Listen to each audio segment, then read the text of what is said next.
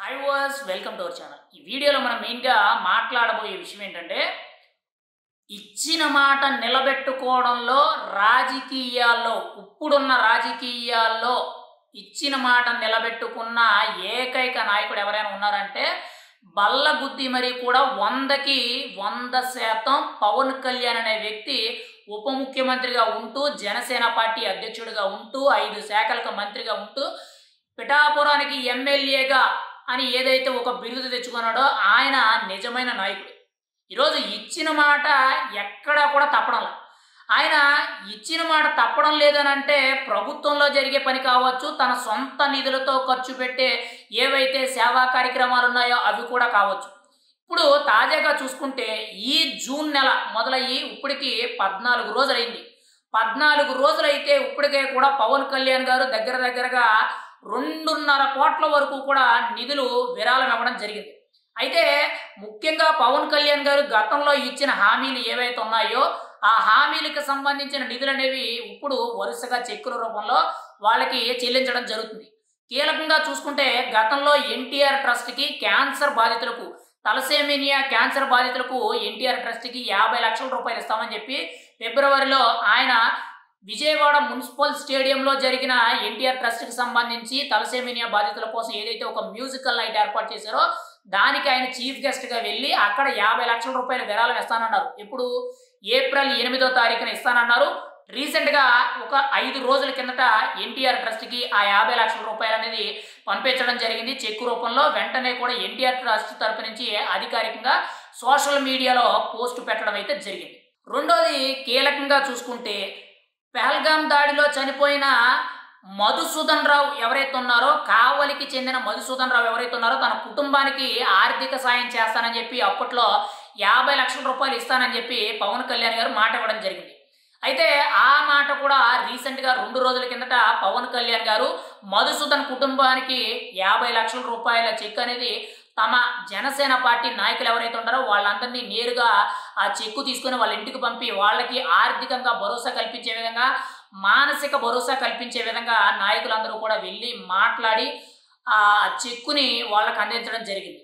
And నెక్స్ట్ది మూడోది చూసుకుంటే పవన్ కళ్యాణ్ గారు రీసెంట్గా పిఠాపురం నియోజకవర్గంలో ఉన్న ఎవరైతే అనాథ పిల్లలు ఉన్నారో వాళ్ళందరికీ కూడా తనకి జీతం వస్తున్న 2,50,000 రూపాయలు ఏదైతే ఉందో దాన్ని సుమారుగా 45 మంది అనాథ పిల్లలు ఎవరైతే ఉన్నారో పిఠాపురం నియోజకవర్గంలో ఉన్న అనాథ పిల్లలు ఎవరైతే ఉన్నారో వాళ్ళకి ఒక్కొక్కరికి కూడా 5,000 రూపాయలు చొప్పున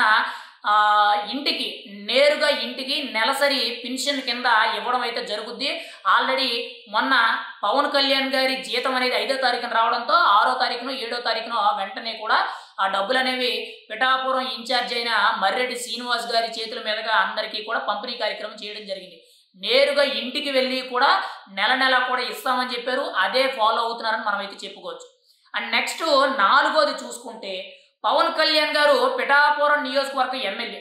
అయితే గత నెలన్నర కిందట పిఠాపురం నియోజకవర్గం మల్లాం గ్రామంలో ఒక దళిత సామాజిక వర్గానికి చెందిన ఒక ఎస్సీ కరెంటు పనిచేసే కార్మికుడు సురేష్ అనే వ్యక్తి కరెంటు షాక్ కొట్టి చనిపోయాడు.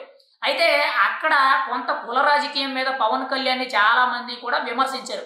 పవన్ కళ్యాణ్ ఏమీ మాట్లాడలేదు, పవన్ కళ్యాణ్ కాపు కులం కాబట్టి అక్కడ దళితులు వెలివేశారు కాబట్టి పవన్ కళ్యాణ్ అందుకే మాట్లాడడం లేదని చెప్పి చాలా మంది విమర్శించారు. కానీ పవన్ కళ్యాణ్ గారు ఆ విషయం గురించి మాట్లాడకపోయినా కానీ దాని గురించి పూర్తి వివరాలు తెలుసుకున్నారు.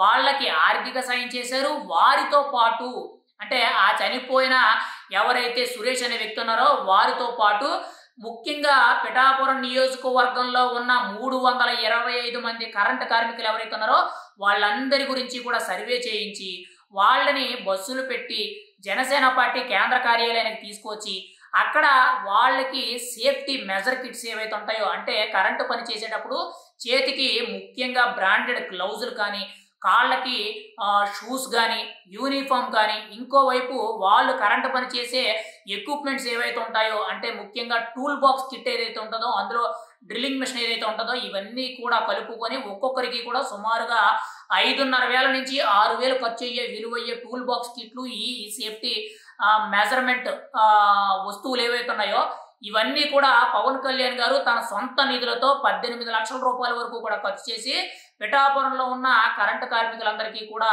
325 మందికి ఇవ్వడం జరిగింది. ఇదొక విషయం. అండ్ నెక్స్ట్ ఐదోది కీలకంగా చూసుకుంటే భారత్కి పాకిస్తాన్కి మధ్య జరిగిన యుద్ధం ఏదైతే ఉందో ఈ యుద్ధ నేపథ్యంలో పవన్ కళ్యాణ్ గారు గతంలో మురళీ నాయక్ అనే ఒక జవాన్ చనిపోవడం జరిగింది. అనంతపురం జిల్లాకి సంబంధించిన మురళీ నాయక్ అనే జవాన్ చనిపోవడం జరిగింది. తనకి 25 లక్షల రూపాయలు ఆర్థిక సాయం చేస్తానని చెప్పడం జరిగింది.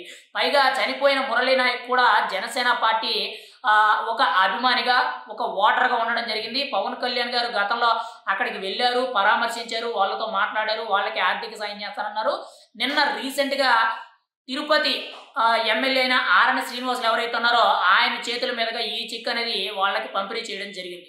ఇలా ఇచ్చిన మాట తప్పకుండా పవన్ కళ్యాణ్ గారు ఏదైతే గతంలో ఇచ్చిన మాట ఉందో అది పూర్తిగా 100కి 100% తన సొంత డబ్బులు ఎక్కడైతే ఆర్థిక సాయం కింద విరాళాల కింద ఇస్తానని చెప్పారో ఈరోజు ఆ మాట నిలబెట్టుకున్నారని మనం అయితే చెప్పుకోవచ్చు. ఇంకా ప్రభుత్వానికి సంబంధించి అయితే పవన్ కళ్యాణ్ గారికి అసలు పేరు పెట్టనవసరం అవసరం లేదు. ఎందుకంటే పల్లె పండుగ అనే కార్యక్రమంతో, అడవి తల్లి బాట అనే కార్యక్రమంతో ముఖ్యంగా రాష్ట్ర వ్యాప్తంగా రోడ్లు, డ్రైనేజీలు, మంచినీటి సదుపాయాలు, అడవుల్లో కూడా అంటే ఏదైతే గిరిజన ప్రాంత ప్రజలు ఉన్నారో వాళ్ళకు కూడా మంచినీటి సదుపాయాలు, స్కూళ్ళు కట్టించడాలు, వాళ్ళకు కూడా రోడ్లు వేయించడాలు, ఇలా కీలకంగా చాలా నిర్ణయాలు అయితే తీసుకోవడం జరిగింది. ఏది ఏమైనా సరే పరిపాలనలో పవన్ కళ్యాణ్ ఒక మెట్టు ముందే ఉన్నాడు, ఒక అడుగు ముందే ఉన్నాడని చెప్పి చాలా బలంగా చెప్పవచ్చు.